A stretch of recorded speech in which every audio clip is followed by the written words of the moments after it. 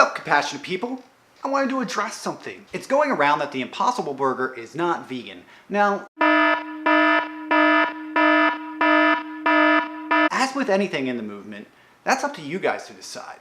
Because the facts aren't as clear-cut and dry as some people would have you believe. There is a large gray area.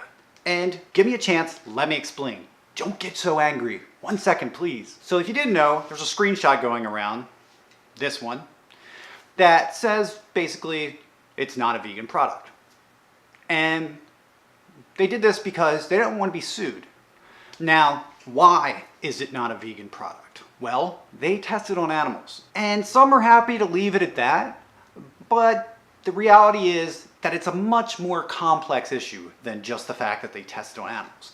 In fact, if you look at products like corn, Q-U-O-R-N, you can see that here, you know, they make the chicken breast and all those things. They use a form of fungi discovered in 1968 called mycoprotein. And that was tested on animals in the 80s.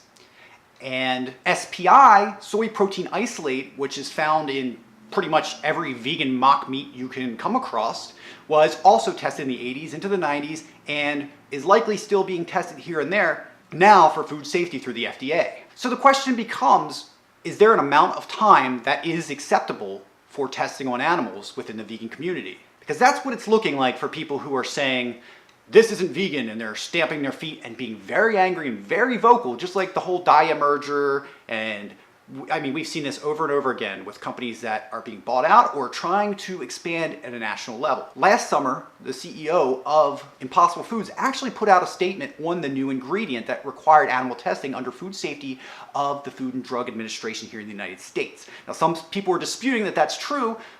It is. In his letter, paper, whatever you want to call it, titled The Agonizing Dilemma of Animal Testing, CEO Pat Brown had this to say. The core of Impossible Foods' mission is to eliminate the exploitation of animals in the food system and to reduce the enormous destructive impact of the animal farming and fishing industries on the environment, including wildlife and the ecosystems they depend on. He goes on to explain that him and his team sought out the least harm they could possibly do within the rules and regulations of the Food and Drug Administration because they have a new ingredient that has not been tested, which is soy leghemoglobin, which I'm probably butchering, which is basically, well, it is a plant-based heme, which heme is the element in blood that gives burgers and other meats and things the flavor that people are used to. And they managed to invent that perfectly.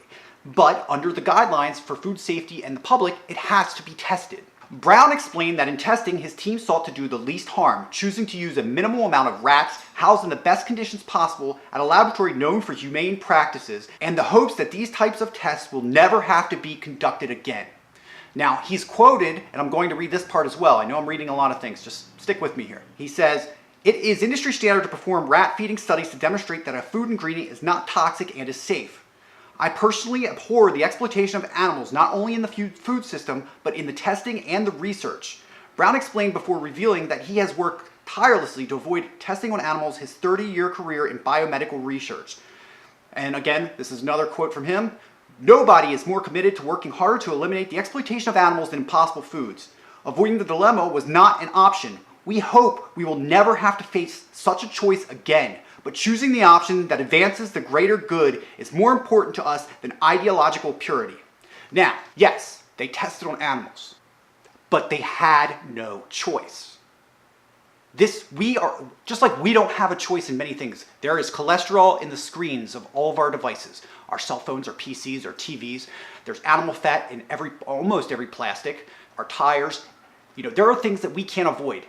They have a Fortune 500 food company whose mission is to end the exploitation of animals. And the framework that is present in the Food and Drug Administration is that new ingredients must be tested on animals. This is a fact. If you don't believe it, go to the FDA website, email the FDA, or read these articles. I will have everything linked in sources, whether this is on Facebook or YouTube. And I really want an answer from you guys out there. What amount of time is okay for animal testing to have happened? Because, like I said, Gardein and so many other companies are using the ingredients that have already previously been tested on animals in the 70s, 80s, into the 90s, even the early 2000s up to now. But for some reason, this is the immediate problem because this is what people want to focus on. Yes, I agree, it sucks. It's a bunch of shit. Every single life is precious. But they didn't create the framework that they have to work within. Just like we have to work within our daily lives, and we can't avoid everything. And it sucks, it really does.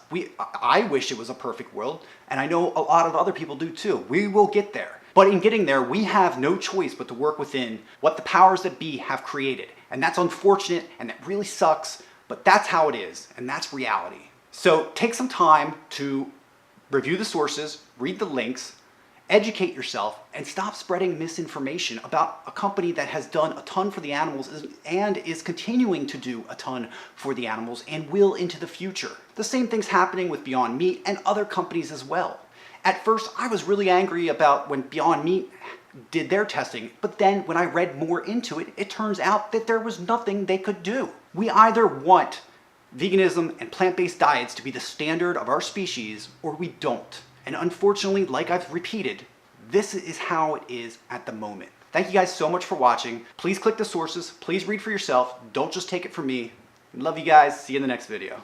Later.